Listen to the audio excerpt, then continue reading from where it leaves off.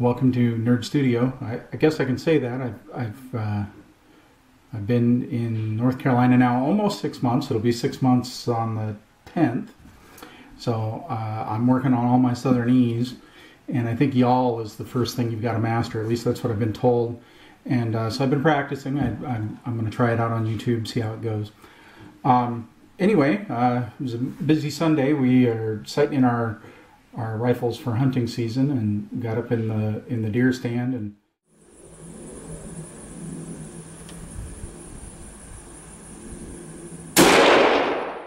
about 200 yards to our feeder, and I'm excited. This is really my first hunting season. It's my first deer rifle.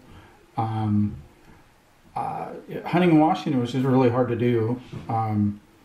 Lots of regulations, and if you want to shoot an elk out there, you've got to enter a lottery. I mean, it's nuts. I never even tried it there just because it was so silly. Out here in North Carolina, they're like, yeah, how many deer you want to shoot? So I'm excited to try it. I've never tried the deer to eat on the East Coast, and I understand it's very different. Deer in Washington, I've tried it several times, and it basically tastes like ass. So, not really a fan. So anyway, enough about that. Well, actually, one other kind of thing I wanted to talk about was I did go ahead and start a blog at nerdgonesouth.com. And I'm not, at least at this point, thinking I'm going to do a bunch of blogging. I might put a note or something up there occasionally. But it gives you kind of another place to go to get the list of videos and stuff if you prefer it. Feel free to go up there. I might blather on about something now and then, but we'll see. So this video is actually not about any of that. It is about this little guy here. We'll get a better shot at it. This is the Beretta 9mm Nano, and this is my concealed carry gun. So I want to talk a little bit about it. I've got some videos shooting it, and so let me get you a better look at it. Okay, so here's a little closer look. Got my fancy stand there so you can gaze upon the weapon. Anyway, I bought this gun purely for concealed carry. It's one of those 3-inch pocket pistols. I wanted something though that would shoot 9mm. I can't say I have a reason to have a bias against the 380. In the reading that I've done, nobody's impressed with it. So I wanted something that was 9mm. I have a 40 caliber carry gun that it's a Ruger SR40, and I'll probably do a video on that soon. But it's a little bulkier. This is small enough I can carry it in shorts, and I don't really put it in the pocket. I have a couple of inside the waistband holsters that I use with it. So as you can see in the video, I'm at 45 feet, which is about double the distance of your typical standoff fight.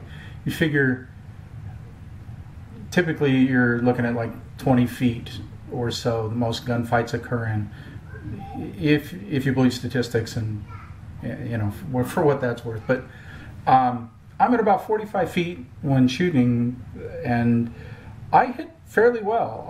I was surprised at how accurate this pistol turned out to be. I was expecting to be able to use it at 20 feet somewhat effectively, and I'm at 45 and actually doing fairly well. I'm no marksman. I'm still really learning trigger control, but I'm confident I could hit the target if I had to, and so I feel good about carrying this gun on my waist. The trigger is it's pretty stiff, but the safety features of this gun are the trigger. So let me go ahead and clear the weapon, make sure that it's nothing in it. So here's the trigger pull. Let me get it in camera here. It's long and stiff, and I mean, there's quite a bit there. But surprisingly, it's very smooth. It's not gritty. It It's not really difficult to get your shots off. I mean, like any typical novice shooter, I would guess, I pull to the left because I'm still learning trigger control. So, but you know, at a man-sized target at 45 feet, I'm doing just fine. So I'm pretty pleased with it. It's comfortable to carry, and I'm confident with it. And I think that's a big deal. So let's take it apart and have a look. This gun is a little different to break down than most of your polymer pistols, but not terribly so. Basically, they give you a detent right here that if you press it, actually if the weapon is cocked, you press it, you can kind of hear that disengage the trigger system. Then you can actually just take a 9mm shell and you have to rotate this release. And as soon as you do, you can feel it come apart. And then you can pull the pistol apart. Other than that, it's your typical polymer pistol. And yeah, I put a few rounds through this. You can really see, I can see it, I don't know if you can. I've got some filings in there and all kinds of good stuff. So the cool part is the next video I'm going to do is talk about how I gun clean. How I gun clean guns, whatever it is. Anyway, so that's, you know, your basic disassembly of the Beretta Nano.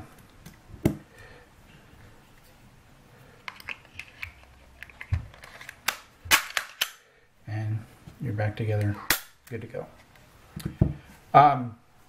One of the knocks on this pistol is that it doesn't like 115 grain ammo. And I tell you, that's my son.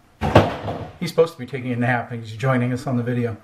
One of the knocks on this pistol is it doesn't like 115 grain ammo. So,